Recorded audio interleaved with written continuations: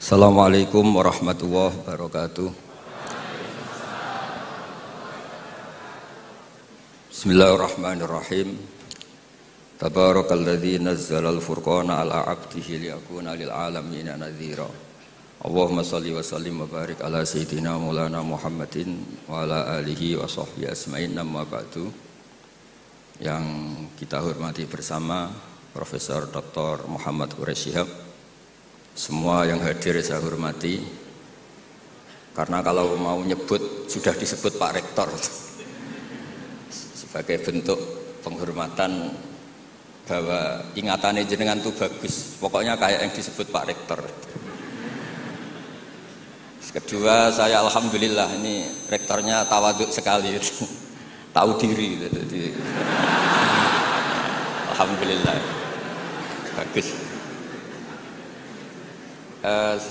Singkat cerita, beliau pernah ke rumah saya sama Pak Lutfi sama Pak Arsoyo, minta saya ikut jadi pembina di Badan Wakaf.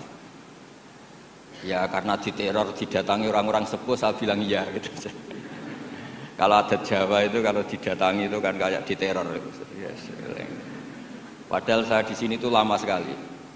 Derekno Profesor saya ini ikut bantu. Karena latar belakang beliau itu sastra adab. Dulu di Al-Azhar sama dengan Profesor Quraish, seniornya Pak Quraish. Saya mulai kecil nekuni fikih, terutama fikih. Tapi karena bapak saya itu hafal Quran, keluarga saya itu banyak yang hafal Quran. Hafal beneran, maksudnya itu hafal betul itu. Nah, sehingga terus saya juga ikut hafal. Nah, kenapa judulnya seperti ini? Ini makalah nanti di taskhih istilahnya pondok bareng-bareng Pak Quraish. Jadi Indonesia yang damai ini nggak lepas dari peran kitab-kitab yang datang ke kita, datang ke Indonesia. Misalnya arti kemenangan. Arti kemenangan itu tafsir yang datang ke kita. Ini yang paling terkenal kan tafsir Munir, karangannya Syekh Nawawi Al-Jawi. Itu beliau menyebut kemenangan umat Islam itu kemenangan logika. Logika bahwa alam raya ini dimulai dari satu Tuhan yang berstatus wajibil wujud. Tentu lebih masuk akal ketimbang logika yang lain. Misalnya logika nihilisme, bahwa alam ini dimulai dari ketiadaan. Karena itu melahirkan satu teori ketiadaan menciptakan yang ada.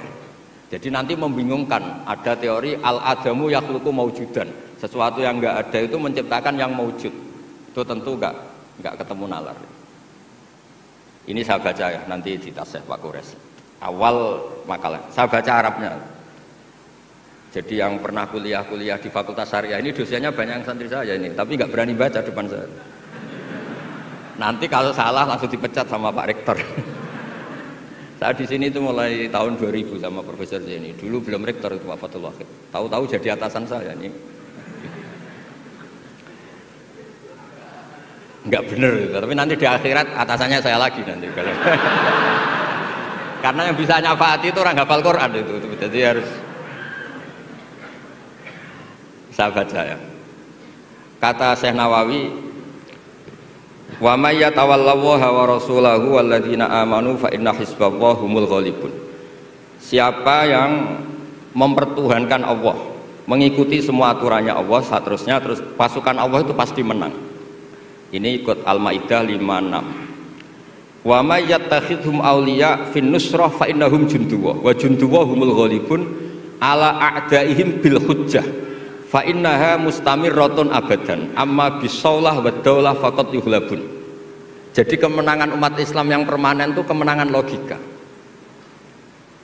Kalau kemenangan perang, kemenangan bernegara, kemenangan sosial, orang Islam ya pernah kalah. Zaman Nabi Sugeng saja pernah mengalami kalah periode Mekah. Ketika periode Madinah juga pernah mengalami kalah di peristiwa perang Uhud. Tapi kalah-kalah sosial ini tidak ada pengaruhnya dengan kalah secara logika. Logika bahwa alam ini dimulai dari satu Tuhan wajibil wujud tentu lebih mudah dicerna. Makanya beliau ngendikan menang itu ala a'daihim bil hujjah fa innaha mustamirratun abadan, karena logika itu yang abadi. Artinya gini, ketika kita secara sosial ekonomi kalah, mungkin secara apa kalah, meskipun kita tidak ingin kalah, Tapi jangan pakai ukuran itu. Nanti jangan-jangan ketika kita kalah kaya sama nyuwun sewu non muslim atau kalah kaya sama yang sholat, buruhnya orang tidak sholat, yang sujud buruhnya orang yang tidak sujud. Anda tidak perlu merasa kalah. Ketika Anda kerja dan tolabul halal itu yang merintahkan Allah. Jadi Anda tidak pernah buruh di mata Allah, distatuskan tolabul halal, orang yang mencari apa? Halal, dan itu ibadah. Karena Islam hanya mengakui hukumnya Allah. Dulu Sayyidina Ali karramallahu wajhah pernah ajjaro nafsahu li Yahudiyan, juga pernah kerja di orang Yahudi. Tapi nggak merasa hina karena tolabul halal itu perintah Allah. Dulu Nabi pernah nggak punya uang. Alhamdulillah ditiru banyak umatnya, kalau nggak punya uang itu banyak alhamdulillah itu. Semoga jangan karena ingin punya uang ingin jadi dosen, berarti nyari jadi guru karena ingin punya uang. Semoga enggak jadi guru karena ingin ngajar. Nggih monggo niki tobat niki gitu. Jadi walhasil terus akhirnya Nabi itu mau beli gandum lah atau makanan. Cara Indonesia mungkin beras. Cara Jawa itu ngutang. Terus kata orang Yahudi, jaminannya apa Muhammad? Nabi sempat bilang, ngendikan, saya ini dipercaya langit, masa kamu tidak percaya saya? Kata orang Yahudi itu menurut orang Islam, saya ini Yahudi. Walhasil Nabi terus rohanahu dir'an. Nabi menggadekan rompi perang sebagai jaminan kalau kapan-kapan tidak kuat bayar. Ya muamalah sama orang Yahudi. Jadi intinya tafsir yang datang ke kita itu banyak cerita. Bahkan cerita fitnah min adzabil qabri itu ceritanya Sayyidah Aisyah itu didatangi dua perempuan Yahudi. Sayyidah Aisyah itu dermawan sekali. Ya memang orang-orang soleh itu jubila auliya wala sakha. Orang soleh itu pasti dermawan.